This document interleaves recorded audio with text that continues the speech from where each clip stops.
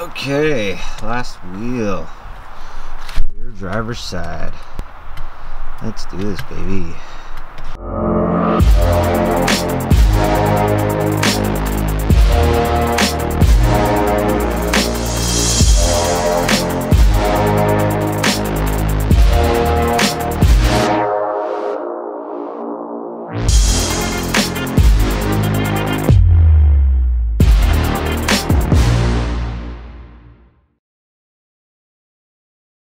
Okay, last wheel.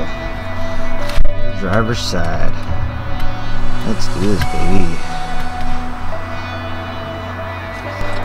Getting that pump on. That pump. Oh.